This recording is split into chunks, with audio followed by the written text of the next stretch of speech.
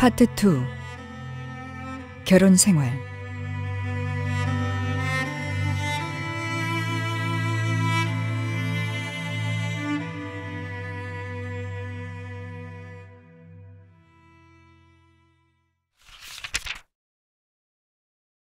어린 문준경은 청소년 시기를 지나 어느덧 만 17세의 처녀로 성장하였다.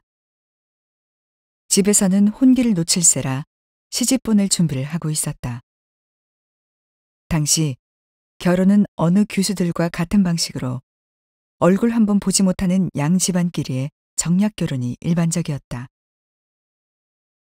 여기저기서 혼담이 들어오면서 결국 아버지는 지도면 증동리에 사는 정기훈 씨 집안과 사돈을 맺기로 하고 정씨 집안 삼남인 정근택 군과 결혼시키기로 정하였다. 양 집안이 사회적으로 영향력이 있었던 지주들이었다. 이때가 1908년 3월 18일이었다. 17년 동안 살던 암태도 고향을 떠나 이제까지 한 번도 가보지 않았던 증도로 떠나야만 했다. 어머니가 준비해준 저고리를 입고 곱게 치장을 한 뒤 마지막 인사로 친정 부모님께 큰절을 올렸다. 부모님이 정성스럽게 준비해 주신 혼수품을 가지고 증도로 가는 배에 올랐다. 저 멀리 손을 흔들고 눈물을 흘리시는 어머니를 보니 눈물이 앞을 가렸다. 남편에게 잘하고 시부모님과 그 가족들에게 잘하거라. 건강하고 행복해야 한다.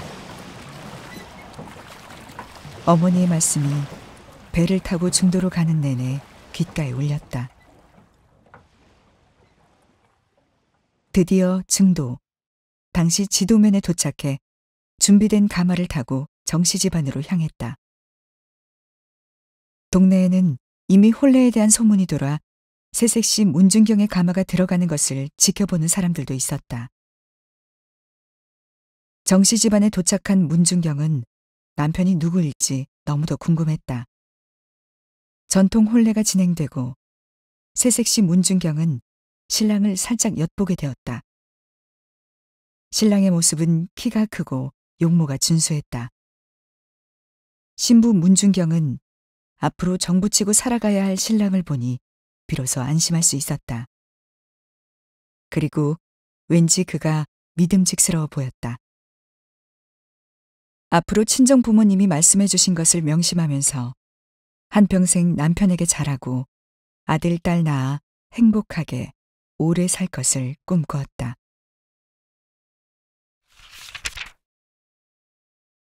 남편 정근택과 정씨 가문. 남편으로 맞이한 정근택의 집안은 일찍부터 증도에 정착해서 살고 있었다.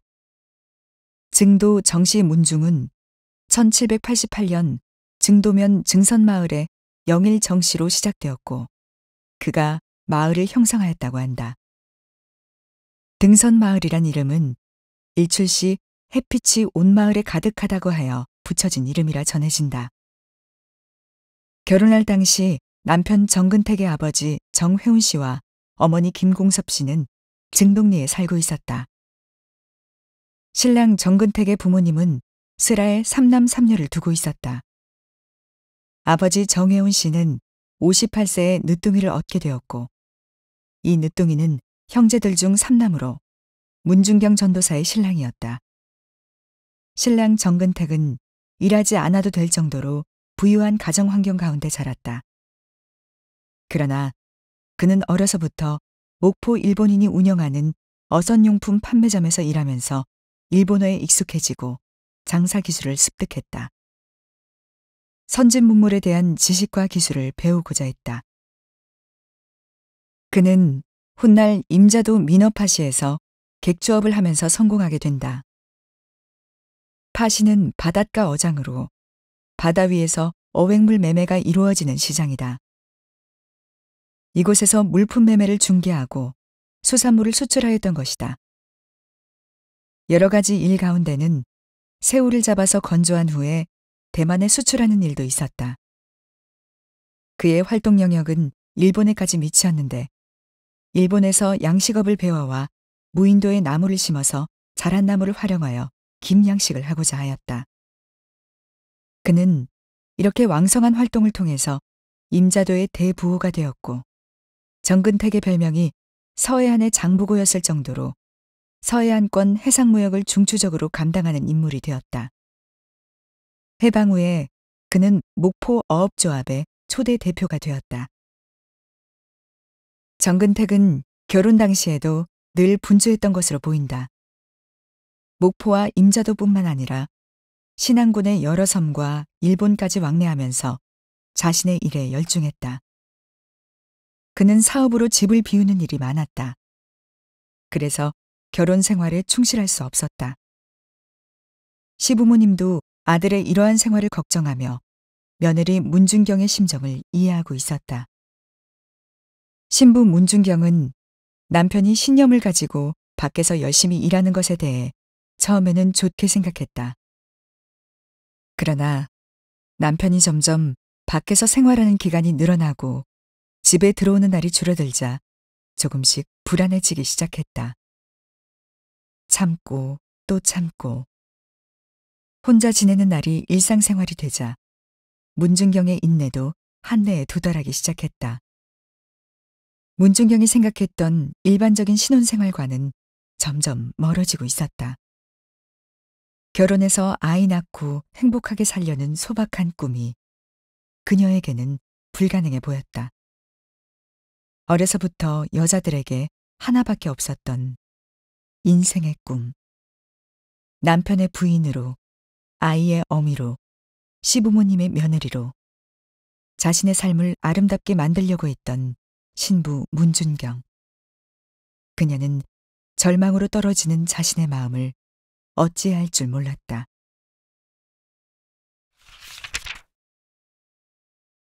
외로웠던 땅 증도. 문준경 전도사가 신부가 되어 앞으로 시부모님을 모시고 살아가야 할 곳은 증도라는 섬이었다. 증도는 물이 귀한 섬이어서 시루섬 또는 시리섬이라고 불렀다. 증도는 1902년에 전증도와 후증도가 합해지면서 증도라 부르게 되었다. 이 섬은 1896년 지도군에 속하였다가 1914년 무안군에 편입되었다. 그리고 1969년에 신안군으로 들어가게 되어 오늘에 이르고 있다. 문준경 전도사가 시집갔을 무렵 증도는 지도군에 속해 있었다.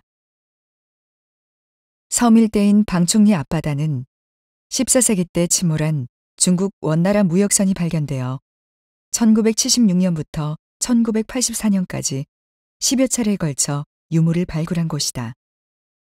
송나라와 원나라 유물 2만 2천여 점이 발견되어 고대 동양의 무역선의 실체를 파악하는 매우 중요한 물증을 얻게 되었다.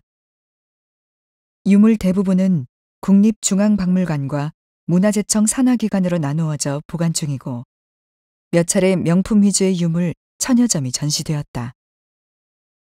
현재 증도에는 유물이 발견된 앞바다가 보이는 곳에 신안 해저유물 발굴 기념비가 세워져 이를 기념하고 있다. 증도에는 상정봉이라는 산이 있다. 오늘날에는 산정봉이라고 표지되어 있다. 증동리 산정봉은 원래 윗상, 발일정, 봉우리봉으로 옛 지명이 증도의 초등학교와 중학교 교가에도 등장하고 있다. 이곳은 해발 약 40m의 낮은 산이고 정상에 오르면 증동리 마을과 그 앞바다가 훤히 보이는 경치가 장관을 이룬다. 여기에는 당할머니를 모시는 제단이 있었는데 이곳에서 해마다 정월 대보름에 안녕과 풍년을 비는 제사를 올렸다. 전설에 의하면 한때 제사를 소홀히 하여 마을의 소년들이 이름 모를 병에 걸려서 죽은 일이 있었는데 정성스럽게 제사를 올리자 그런 일이 없어졌다고 한다. 그곳 사람들은 산의 정기와 기운을 받아야 집안이 번창한다고 생각해서 산 곳곳에 돌무더기로 제단을 쌓고 때가 되면 제사를 지냈다. 그 자리가 선앙당 나무였다. 복음의 불모지였던 증도에서는 이처럼 자연의 복을 비는 미신이 성행하고 있었고 바다를 다스리는 신과 마을과 집안을 다스리는 신에게 제를 지내고 있었다. 주민들은 어업보다 농업에 치중한다. 농작물로는 쌀, 보리를 비롯하여 감자, 콩, 참깨, 마늘 등이 생산되었다. 연안에서는 민어, 숭어, 낙지 등이 어획되며 굴, 꼬막도 채취된다. 또한 이곳은 김양식이 활발하고 천일염 생산량이 많은 곳이다. 오늘날 증도 대초리에는 예전에 염창을 개조해서 만든 소금 박물관이 있는데 이 건물은 대한민국 근대 문화유산으로서 2007년에 국가등록문화재로 지정되었다. 배로만 도달할 수 있었던 증도는 2010년에 증도대교가 개통되면서 무안의 해제반도까지 육로로 통하게 되었다. 현재 교육기관으로는 증도초등학교와 증도중학교가 있다.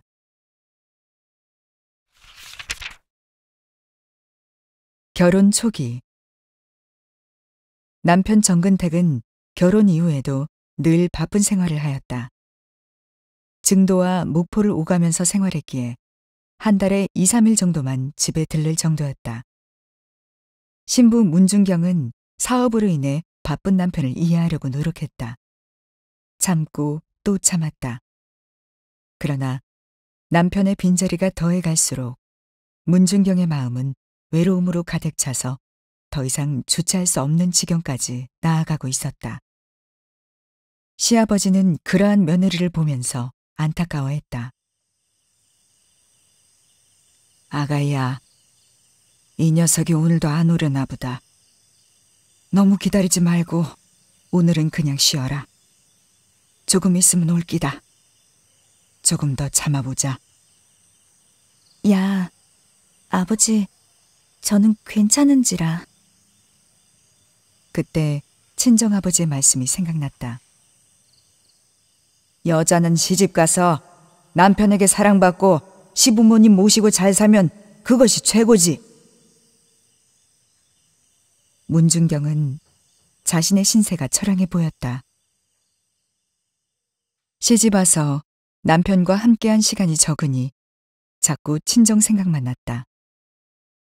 이러한 나의 처지를 엄마가 알면 얼마나 안타깝게 생각하실까. 마음이 저미어왔다.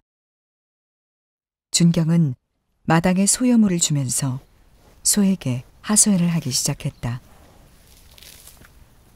소야, 소야, 너는 내 사정을 아느냐? 남편이 있어도 같이 살지 못하고 날이면 날마다 독수공방으로 지새워야 하는 내 신세를 알고 있느냐 말이다. 입이 있어도 말을 못하는 내 사정을 너는 아느냐? 남들이 다 시집을 가니 나도 시집 가면 잘 살 줄 알고 시집을 왔더니 이게 웬일이더냐? 날아가는 새들도 다 지짝을 찾아 평화롭게 지저귀는데 나는 과부도 아니고 벙어리도 아니면서 이 신세가 웬 말이냐? 이렇게 신세 타령을 하다가도 문득 어릴 적 고향 생각에 잠겼다. 어릴 적 동네 친구들과 수다를 떨면서 재미있게 놀았던 일.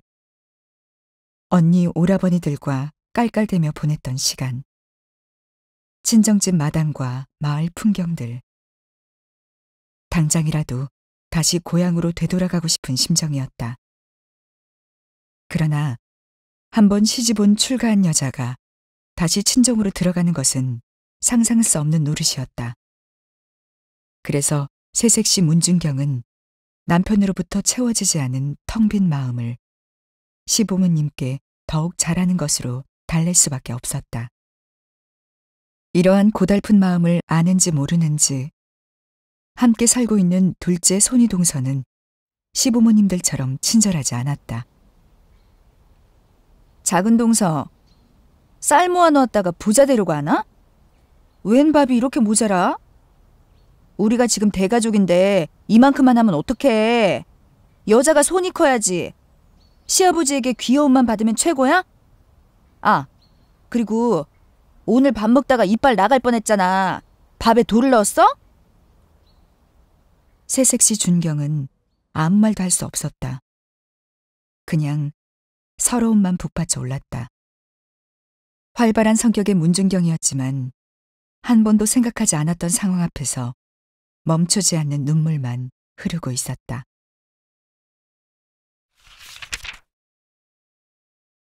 시아버지로부터 글을 배우기 시작하다.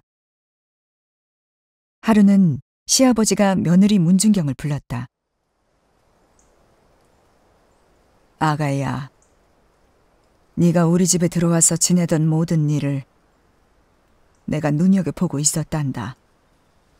가만히 보니 넌 참 총명하고 매사에 재능이 많더구나. 마음도 착하니 그 재질을 그냥 보기가 매우 아까웠는데 그래서 말이니 틈나는 대로 국문이라도 배워두면 어떨까 싶구나. 온 나라가 어수선한데 언제 무슨 일이 생길지 위태롭기만 하구나.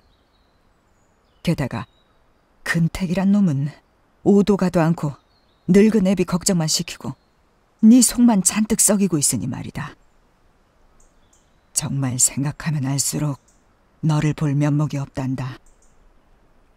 그러니 글이라도 배워 그 속을 달래보아라.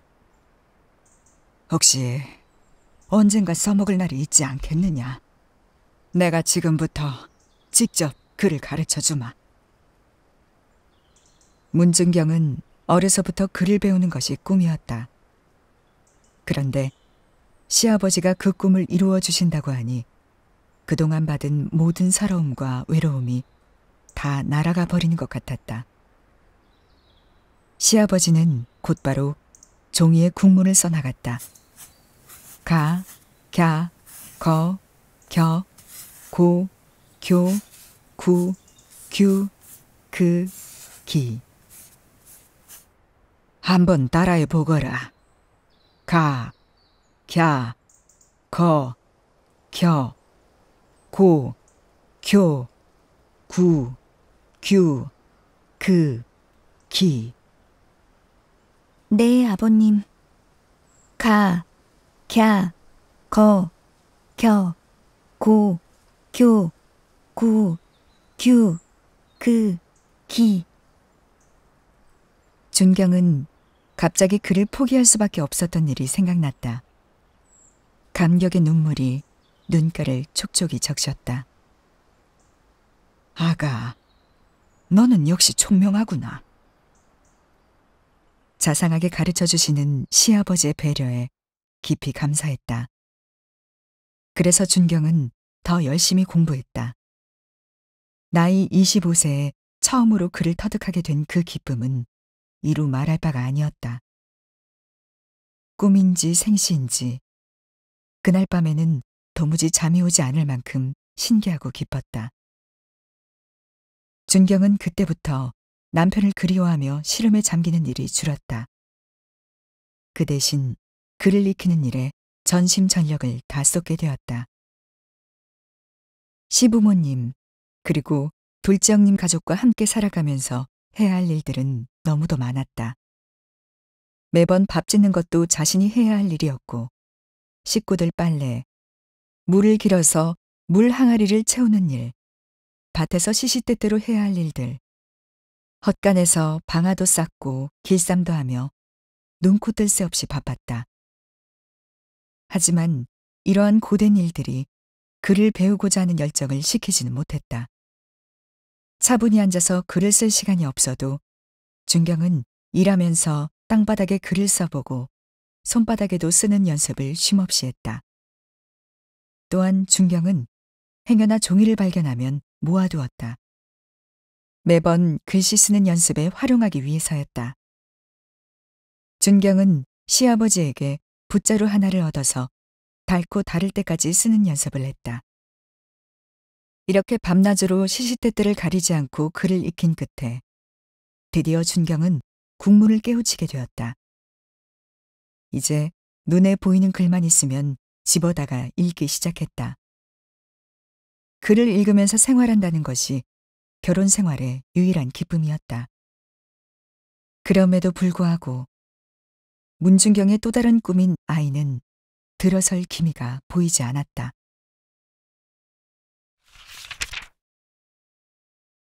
정근택의 둘째 아내.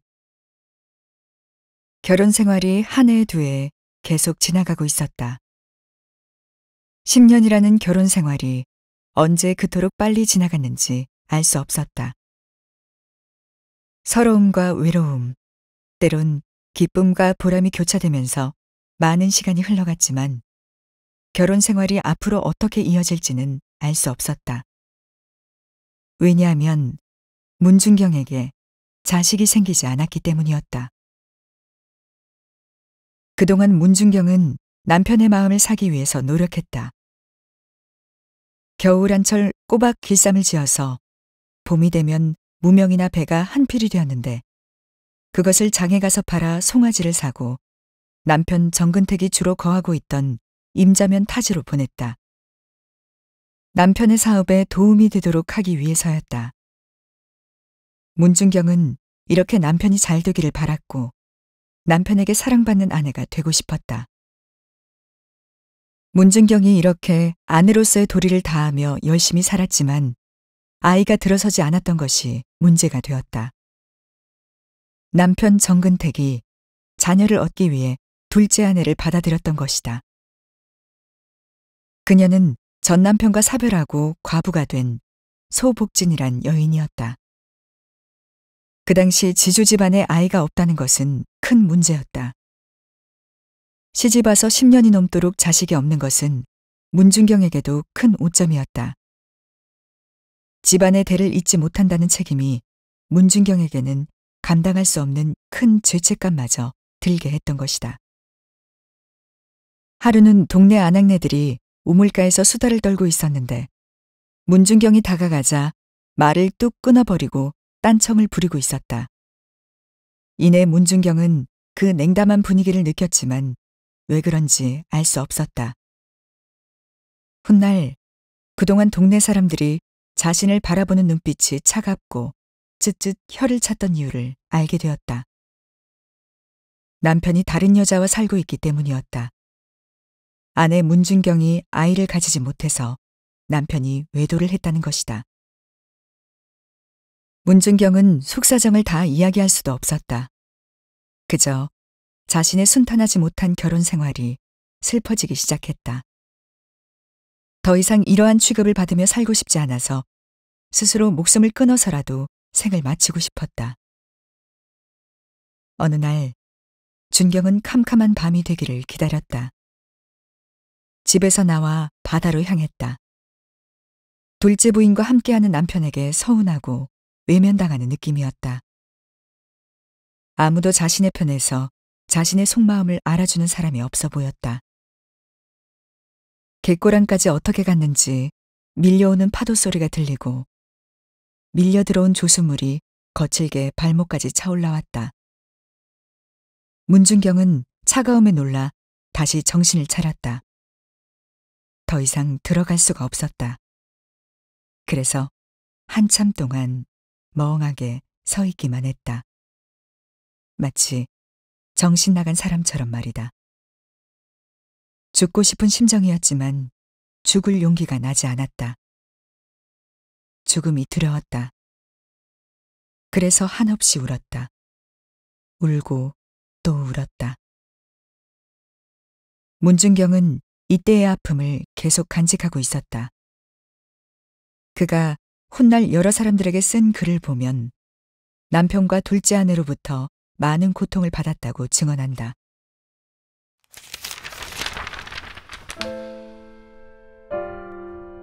저는 18세에 출가하여 37세가 되도록 슬하에 일점 혈육이 없어 그 결과로 남편과 첩되는 사람에게 무한한 학대와 고통을 받아 눈물로 세월을 보내다가 목포 성결교회에 나아가 결심하고 얼마 동안 다니다가 십자가의 구원을 받았습니다. 구원을 받게 되자 고답해도 개척을 도우며 때로는 목포 한쪽을 떼어 맡아가지고 개인 전도를 하였습니다.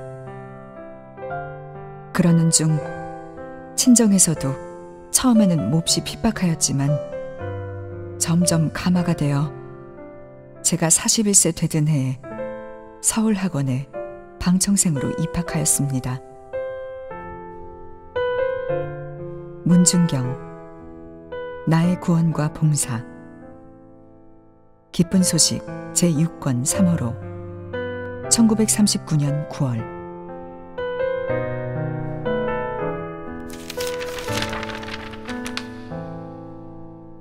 제가 18세에 남편 정근택과 결혼하고 그 후 동거했습니다만 저에게는 아이를 낳을 수 없었기 때문에 제가 32세 때의 해 1월경 남편은 아내를 맞이하여 동거하면서 저는 배척하게 되었습니다.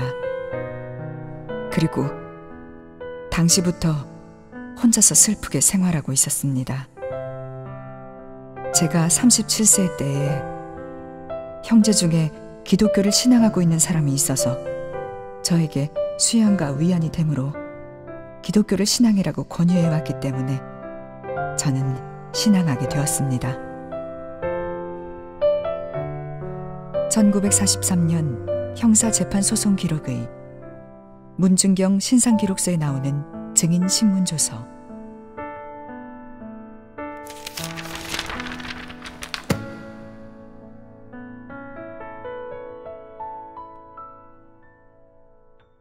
문준경은 남편이 둘째 부인을 얻은 것에 절망하였다.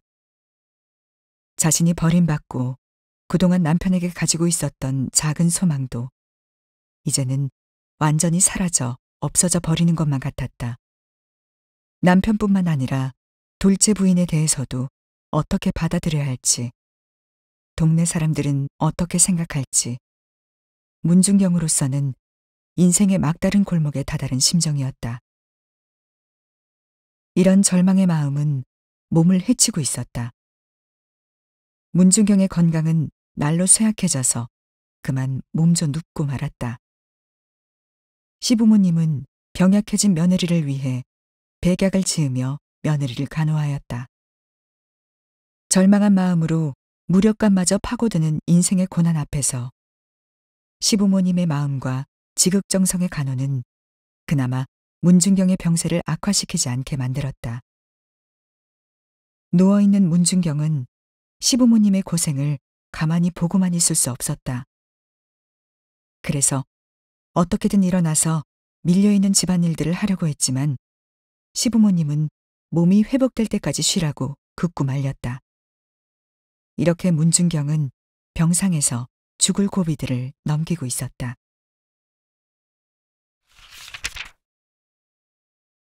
둘째 아내의 아이를 봤다. 병세에서 회복한 문준경은 남편에 대한 작은 소망도 이제는 스스로 단념할 수밖에 없었다. 그 대신 그녀는 시부모님만을 봉양하면서 이 시기를 견디어 나아가야 한다고 생각했다. 그렇게 문준경은 현실을 인정할 수밖에 없었다. 착한 심성을 가지고 있었던 문준경은 남편을 차지한 여자인 둘째 부인을 작은댁이라고 불러주었다. 얼마 후 작은댁 소복진이 아이를 가지게 되었다. 문준경은 만삭이 되어 괴로워하는 작은댁을 외면할 수 없었다. 그래서 거동이 힘든 작은댁을 위해 방에 불을 지펴 따뜻하게 해주었다. 서운한 마음도 있을 법한데 문준경은 지극정성으로 그녀를 돌보았다. 출산은 아직 한 달이나 남아있는데 아이가 예정보다 이른 시기에 나오려고 했다. 지금 태어나면 8달 만에 태어나는 셈이었다. 문준경은 급하게 산모에게 찾아가 출산을 도왔다. 그리고 결국 자신의 손으로 아이를 받아냈다. 갓 태어난 이 여아는 너무나도 약해서 곧 죽을 것만 같았다. 어떻게든 살려야 했다. 목욕을 시키다가 아이가 다칠 것 같았다. 문준경은 자신의 혀로 온몸 구석구석을 핥아서 깨끗하게 해주었다. 자기 자식도 아닌데 문준경은 그 아이를 보면서 마치 자기 자식인 양 최선을 다했다.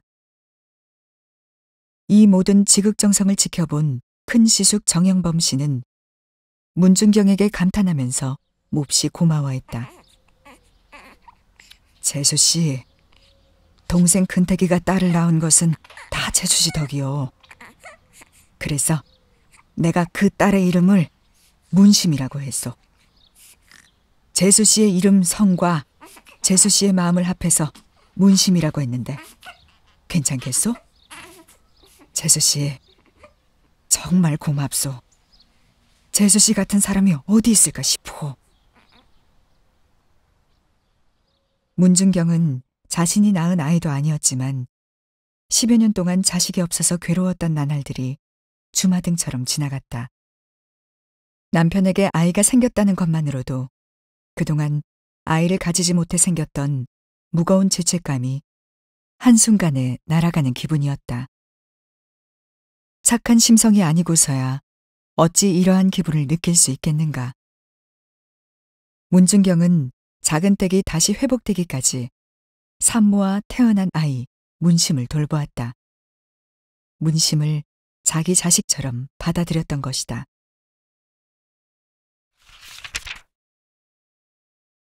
시아버지의 죽음. 세월 앞에 장사 없다는 말처럼 집안에서 며느리 문준경을 아껴주시던 시아버지가 날마다 쇠약해져 갔다. 문준경은 숙한으로 누우신 시아버지를 밤을 새워가며 간호했다. 사람들에게 수소문하여 몸에 좋다는 약을 구해서 지어다 드리며 정성을 쏟았지만 병세가 나아질 기미가 보이지 않았다. 그러다 결국 시아버지는 세상을 떠나고 말았다. 정씨 집안에 시집와 살면서 유일하게 문준경의 버팀목이 되셨던 시아버지였기에 그의 부재는 문준경에게 감당할 수 없는 큰 슬픔이었다. 아이고, 이제 누구를 의지하고 살아가야 하나. 아버님이 안 계시면 지가 어떻게 살아요? 어떻게 살아? 문준경은 가슴을 부여잡고 한없이 울며 하소연을 하였다. 오열하는 문준경은 장례식에 온 사람들의 마음을 더욱 슬프게 했다. 문준경은 너무 많은 오열로 모든 힘이 빠져버려서 결국 실신했다. 만 17세에 결혼 생활을 시작하면서 시아버지가 서러움과 외로움을 이해해 주셨기에 여기까지 온 것이고, 어린 시절 소원이었던 그를 깨우친 것도 시아버지를 통해 이룬 것이었는데 그 시아버지를 이제 볼 수 없다는 것이 믿어지지 않았다. 아니, 믿고 싶지 않았다. 문준경은 시아버지의 상을 3년 동안 치렀다. 그만큼 시아버지에 대한 마음이 친정아버지 이상이었다. 동네 사람들과 섬지역에서는 3년 상을 치른 문준경을 효성이 지극한 며느리로 인정했다. 그러나 남편 정근택은 여전히 둘째 아내와 살면서 첫째 아내 문준경과 함께 살려고 하지 않았다. 오히려 정근택의 큰형 집에서 시아버지를 잃은 문준경을 받아주었다. 큰 시숙 정영범 씨는 문준경에게 늘 고마워했다. 홀로 된 어머니를 모시게 되면서 막내 며느리 문준경도 함께 살도록 하였다. 문준경은 그곳에 있는 동안 정영범 씨의 아들 태진군을 마음에 품고 양아들처럼 보살펴 주었다. 남편의 무관심과 시아버지의 부재로 인한 외로움과 허전함을 이제 양아들 태진에게 쏟는 열정으로 가라앉혔다. 태진이 학업을 다 마칠 때까지 어머니처럼 보살펴 주었다. 그리고 그 이후 짝을 만나 결혼할 때는 자신의 아들을 장가 보내듯 물심양면으로 도움을 주었다. 결혼 후 태진 군은 서울 경일상공 주식회사에 취직되어 아내와 함께 서울에 올라가서 살아야 했다. 그토록 마음을 쏟았던 태진과도 이별을 해야 했다. 너무도 허전했다. 정씨 집안에 정을 두고 살았던 사람들이 자신의 곁을 떠나는 현실을 도저히 받아들일 수 없었다. 이제는 정씨 집안에 마음 둘 곳이 하나도 없어 보였다. 텅 빈 마음으로 허전할 때면 문심이도 보고 싶고 서울로 올라간 태진이도 보고 싶었다. 그렇게 외로움이 다시 문준경에게 쌓이기 시작했다.